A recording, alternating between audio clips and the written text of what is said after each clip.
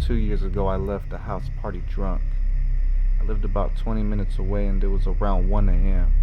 My roommate wasn't responding and I couldn't get a ride from anyone or anywhere else because I didn't have any money, so I just decided to put on some headphones and mob it.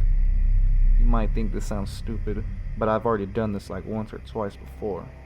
However, no night has gone like this.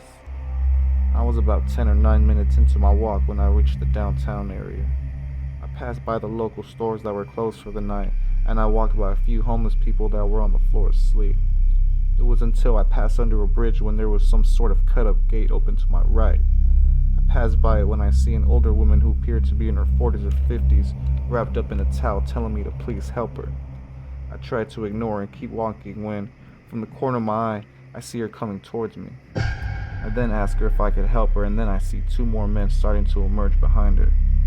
I then realize I've been put in some sort of trap.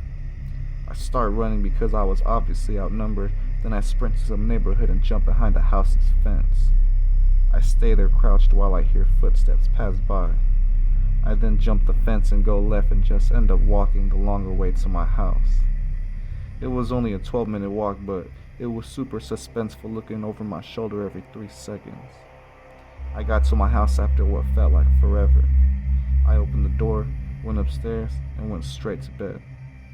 Although I kept on wondering what they would have done if they all got a hold of me that night.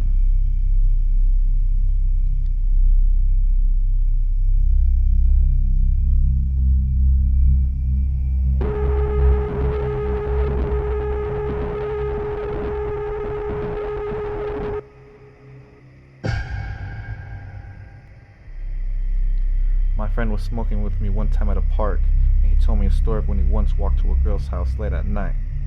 He said the path was an easy one. He pretty much just had to go straight down a long road for the whole time. He told me he was in the middle of his walk when he suddenly saw lights coming from behind him. But they weren't passing by. They were slowly pulling up to him. It was two guys who looked to be the same age as him. By the way, my friend was 17. They asked if he needed a ride, and my friend said no. My friend said that he could instantly tell that these guys could not be trusted. Both of their eyes were glossy red, and they were both smirking at him. He said he also noticed that both of their hands were in their pockets. Then the driver looked at my friend and said, "You look familiar." He then had an angry look on his face. My friend said he knew that at this point, these guys were looking for trouble. Before my friend could answer, they slowly just drove off. The guy in the passenger seat turned around and was staring at him. My friend said that he had no choice but to continue the remainder of the walk to the girl's house for the next 25 minutes with the fear of running into them again.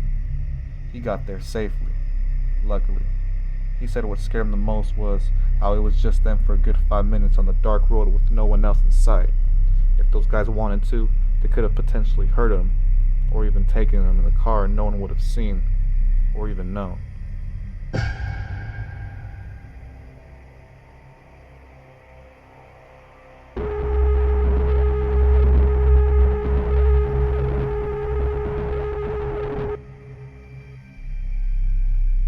This is a really quick story. It was around 8 at night and I was hungry, so I walked to my neighborhood Chevron, which is a few minutes by my house. My parents would let me leave because I had just turned 13 at the time. Anyways, it was really dark due to the streetlights not being replaced. If they weren't really dim then, the lights were out. This made it pitch black dark besides the lights of the car headlights driving by. On the side of the cement walls there are bushes covering the walls down the path. I mentioned that because when I was halfway there, I saw a man hiding in the bushes to my left side. He was short, with bloodshot red eyes, and he was wearing a bandana covering his mouth. I got spooked out because when he noticed me, he tried to hide himself deeper in the bushes. I got sketched out and immediately crossed the street and ran to the gas station. I turn around and see the guy's eyes just staring at me, and then he jumps the fence and is gone. All I got to say is, I know exactly what that guy was trying to do.